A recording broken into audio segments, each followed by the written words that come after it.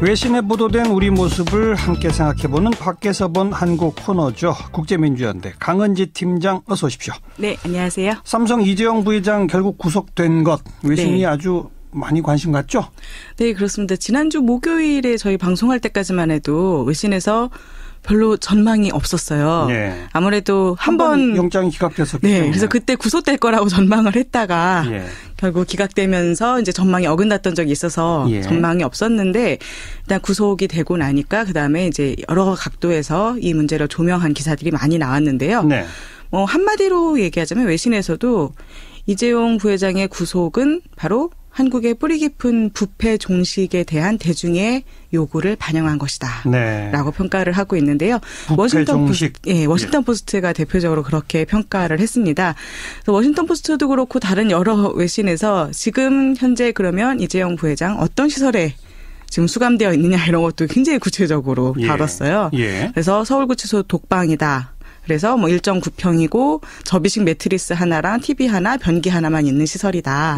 평소에 누리던 화려한 생활과 비교하면 완전히 그 엄청난 큰 차이가 있다 이렇게 얘기를 하고 있고 또 워싱턴 포스트에서는요 어떤 식사를 하고 있는지까지도 그것까지도 네 그래서 철쟁반에 담긴 1.2달러 상당의 밥과 국 반찬 3가지로 식사를 하고 있다. 네. 이런 것까지 이제 표현을 하고 또 먹고 나면 설거지도 스스로 해야 된다. 약간 좀 흥미 위주의 기사인데요, 이거. 네.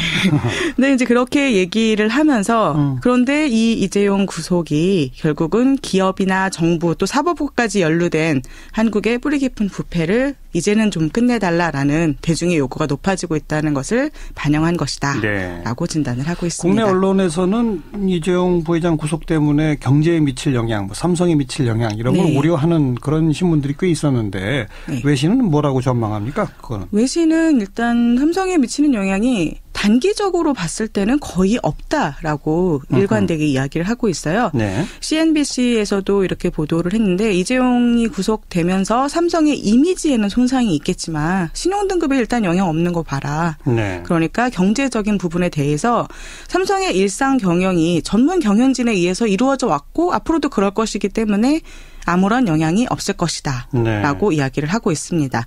근데 다만 이것이 장기적으로 갈 경우에는 삼성의 경쟁력 약화를 우려해야 될 수도 있다라는 전망은 나오고 있어요.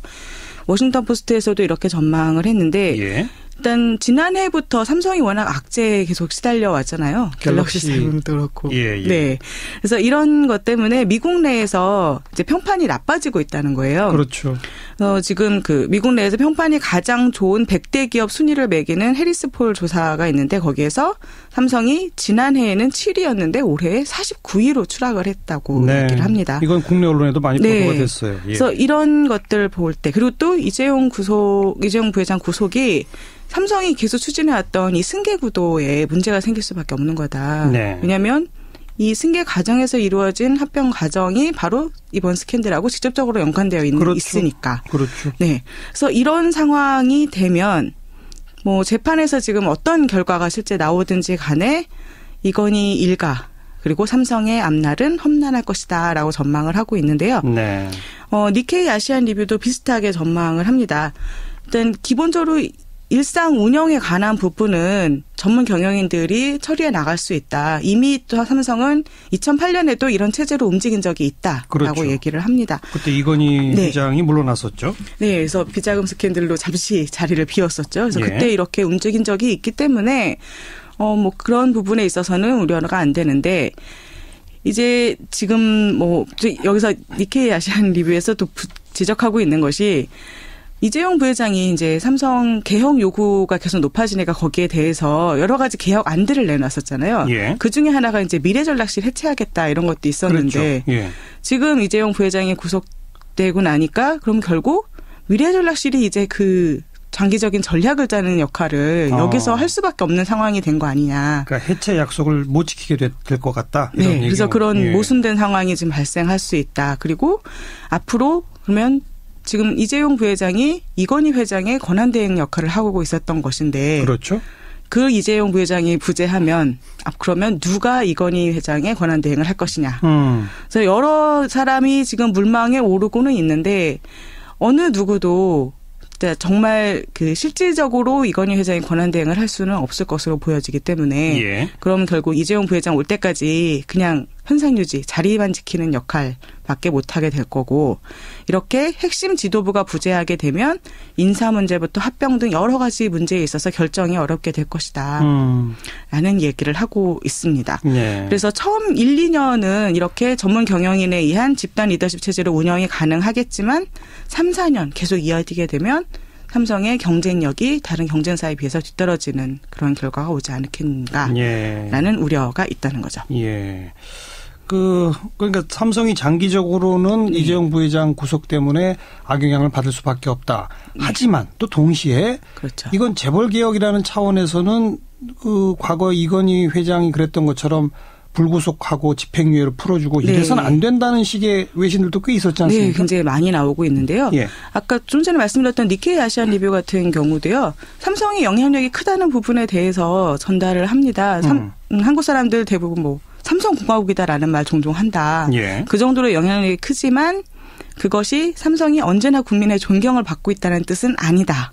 라면서 이 반복되는 스캔들 문제 때문에 항상 재벌개혁 얘기가 나오면 삼성개혁이 나올 수밖에 없는 상황이었고 네. 그리고 또 지금 강남역에서 1년 넘게 농선 중인 반올림 농성 이야기까지 같이 소개를 하고 있어요. 반올림? 네. 네. 그래서 이런 식으로 지난해부터 삼성개혁에 대한 요구가 국내외에서 커져왔고 그래서 주주들도 압박을 가하기 시작하고 정치권에서도 개혁하라고 얘기 나오고 있고 그래서 한국에서 많은 사람들이 이제 삼성을 비롯한 재벌의 지배구조 관행 개혁할 때가 됐다라고 생각하고 있다라고 예. 전달하고 있는데요. 예. 가장 신랄하게 이야기한 거는 파이낸셜 타임즈였어요. 뭐라고 그랬습니까? 파이낸셜 타임즈 2월 20일자 기사에서는요. 제목 자체가 삼성의 구속은 한국의 기회다. 라고 기회다. 설명을 하고 있습니다. 그래서 이재용 부회장의 구속이 어떤 사람들한테는 이 한국의 정경유착이 얼만큼 심각한가 이런 만연한 부패의 상징처럼 여겨질 수도 있고 또는 어떤 사람에게는 독립기구가 공정한 판결을 성역이 없이 하는 이런 빛나는 사례로 여겨질 수도 있는데 네.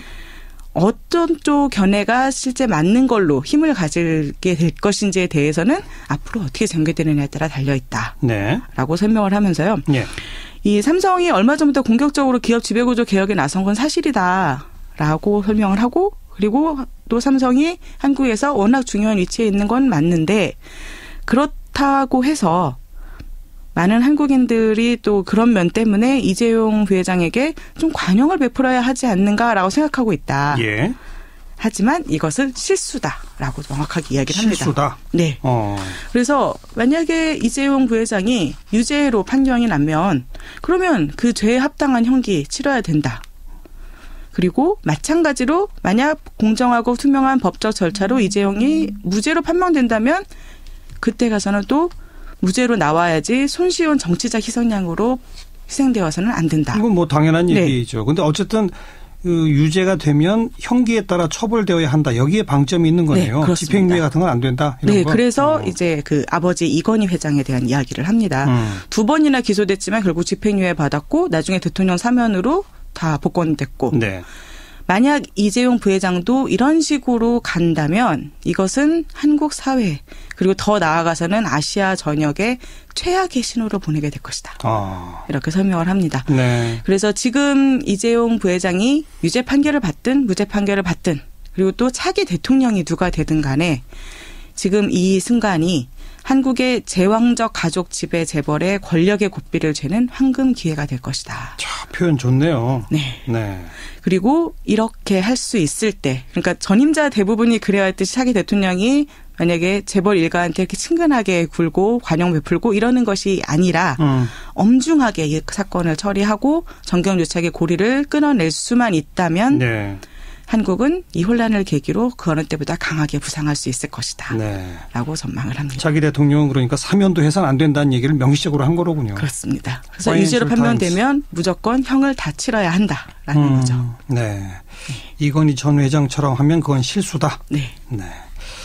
자, 일부 네티즌들이 이재용 회장 구속을 이렇게 좀 이렇게 희화하고 네. 유머로 이렇게 만들어내고 이것도 좀 외신에서 보도가 됐다고요? 네, 그런 부분들도 이제 많이 다뤄지고 있는데요. 예. 포브스에서는 아예 그 대표적인 그 만평이나 이런 것들 다 소개를 하면서 네. 설명을 하고 있습니다. 그래서 정말 드라마 같은 전개가 지금 진행되고 있고, 그래서 한국 네티즌들이 심지어 만약에 이게 나중에 드라마로 만들어지면 어떤 배우가 무슨 역할을 했으면 좋겠다 이런 걸 가지고 놀고 있을 정도다라고 네. 설명을 하고 있습니다. 예. 그래서 이 네티즌들이 사실 이런 삼성 이재용 부회장의 구속 웃으러 넘길 만한 일은 아닌 건 맞는데 굉장히 심각한 문제인 건 사실인데 그런데 네티즌들의 생각은 다른 것 같다. 이거를 굉장히 희화하고 그리고 정경유착 문제가 만천에 드러난 것을 축하하고 있다라고 네. 합니다. 그래서 네. 여러 가지 사례를 소개하는데요. 뭐 그 가수 김종서의 노래 아름다운 구속이라고 있잖아요. 예. 그 공연 화면에 이제 김종서 얼굴에 이재용 부회장의 얼굴을 합성해서 아름다운 구속. 네. 예. 그리고 피처링 박근혜 뭐 이렇게 나오기도 하고요. 피처링 박근혜. 네. 그리고 김기춘, 조윤선, 최순실이 각각 감방에 있고 그 옆에 이제 들어간 이재용 부회장이 이제 반가라고 써 있는 메모지를 입에 문 장난감 말을 가지고서 인사를 하는 뭐 이런 걸 모사한 만화. 예. 그리고 또 최순실과 이제 김기춘이 역시 회장님이야 구하러 왔구나라고 하는데 이재용이 아니 나도 잡혔어라고 답하는 네. 만화. 네. 이런 것들은 쭉 소개를 하면서 이렇게 희화화하고 있다.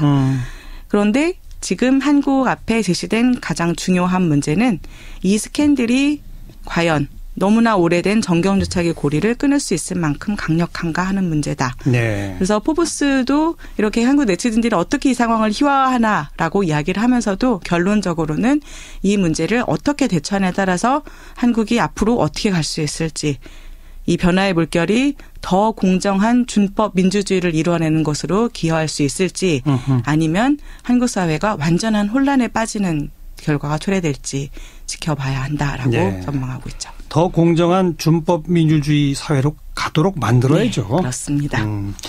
자, 그리고 이제 뭐 탄핵 결정 시점도 임박해 가고 있는데 네. 또 시청 앞에는 탄핵 기각을 주장하는 어떤 집회 열기는 끊임없이 이어지고 네. 있지 않습니까? 그렇죠. 그 세력에 대해서는 외신들이 뭐라고 보도합니까? 네, 그 보수 세력 도대체 이 사람들 누구냐에 대해서도 이제 뉴욕타임스에서 좀 보도를 했는데요. 뉴욕타임스요? 네, 그러니까 최근 그 여론조사에 따르면은 70%에서 80%의 여론이 다 탄핵을 찬성하고 있다고 네. 하잖아요. 네. 근데 탄핵 기각 의견은 16%에 불과한데 예. 도대체 그 16%의 사람들은 누구인가라는 건데 그래서 뉴욕타임스 기사에서는요. 이 사람들이 사이비 종교에 가까울 만큼 박근혜 대통령에게 열렬한 지지를 보내고 있다. 개인 숭배다. 개인 숭배. 네, 개인 숭배 집단에 가깝다. 사이비 종교 개인 숭배 이런 네, 표현. 이렇게 표현을 하고 있습니다. 네. 그리고 또 한 가지 더 나아가서 뉴욕타임즈에서는 이렇게 박근혜 대통령에게 지금도 헌신하고 충성하는 사람들 때문에 보수 세력이 분열되고 있다라고 진단을 합니다. 네. 그래서 전통적으로 한국에서 보수는 한 후보에게 결집하는 반면에 진보는 분열로 망한다. 뭐 이런 그동안 그랬었잖아요. 예. 그런데 지금은 보수 세력이 분열되어서 진보 세력에 기회가 주어졌다. 네. 라고 설명을 합니다. 그래서 그렇죠. 쭉 이제 상황을 설명을 해요. 그 어떻게 새누리당의 국회의원들이 탄핵에 찬동했는지 그리고 그 이후에 나와서 바른정당 만들고 또 자유한국당 당명 개명하고 뭐 이런 것들 예. 그런 상황들을 쭉 설명을 하고 있고요.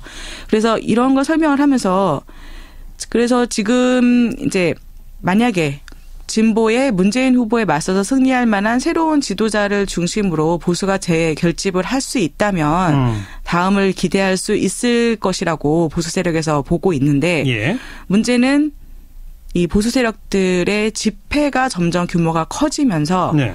이 집회에서는 박근혜 대통령에게 등을 돌리면은 보수 정치인이라 할지라도 다 배신자로 매도되고 있다는 거죠. 그렇게 하고 있죠. 네. 그리고 이제 이 보수 집회에 또 박사모들뿐만 아니라 진보 세력이 북한에 너무 동정적이야 이렇게 생각해서 북한이 존재하는 한 나는 보수 후보한테 표를 던지겠다라고 하는 노인층이 또 결집하고 있고. 네.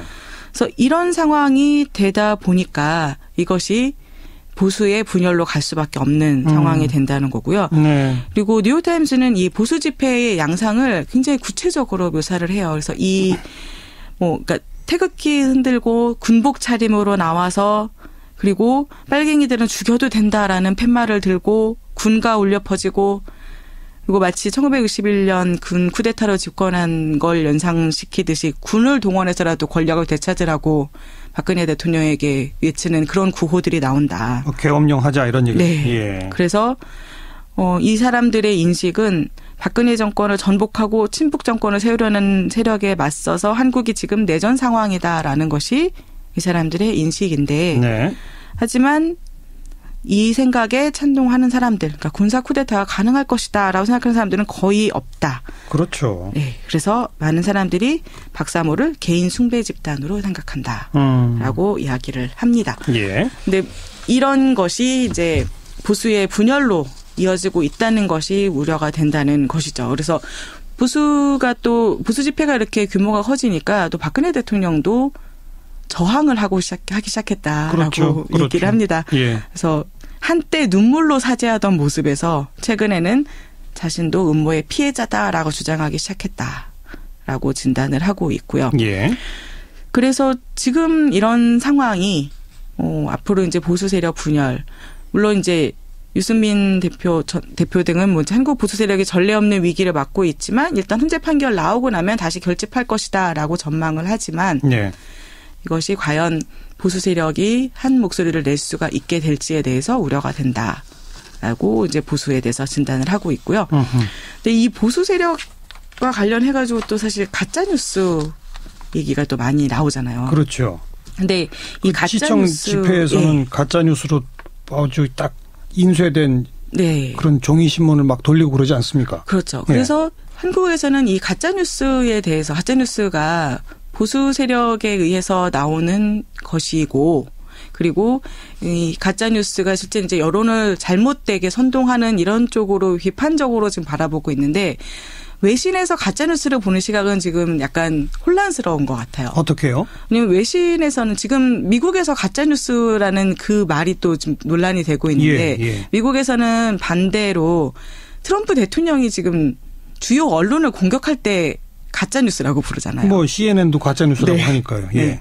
그러다 보니까 가짜 뉴스에 대해서 한국에서 어떻게 대처하는지에 대해서 일단 지금 한국은 경찰에서 수사 대상이 될 수 있다라고 밝혔고 그리고 선관위에서는 온라인 댓글 등에 대해서 그것이 사실이 아닐 경우에는 처벌하고 이렇게 대응을 하고 있잖아요. 네. 그것을 이제 검열로 보는. 검열? 네. 그런 시각이. 그래서 언론의 자유, 표현의 자유에 대한 위협이 될 수도 있다라는 부분에 대해서 외신은 좀 우려를 하고 있더라고요. 그래서 UPI 통신 같은 경우에 이 뉴스를 다루면서 한국에서 이제 선관위가 2016년에 20대 국회의원 선거 때 무려 1만 7천여 개의 댓글을 삭제하는 일들도 있었는데 이런 것들은 표현의 자유를 위협하는 검열로 여겨질 수 있다라고 이야기를 하고 있습니다. 뭐 정확한 지적이죠. 네. 가짜뉴스에 대한 단속은 해야 하나 그렇죠. 그것이 과도하면 일종의 검열, 사전 검열에 대해서 언론 자유, 표현의 자유를 위축시킬 수 있다. 네. 그러니 어느 적정한 선을 반드시 지켜야 한다. 그거 아닙니까? 이게 참 어려운 거죠. 네. 그런 부분에 대해서 어떻게 보면은 지금 국내에서는 아직 그 이야기가 잘 논의가 안 되고 있는 것 같은데 외신에서는 이것이 이제 무리하게 갈 경우에 분명히 언론 자유, 표현의 자유에 대한 위협이 될 수 있다라는 점을 지적을 하고 있는 거죠. 이것도 우리가 귀담아 들어야죠. 네. 여기까지 할까요? 수고하셨습니다. 네, 감사합니다. 밖에서 본 한국 국제민주연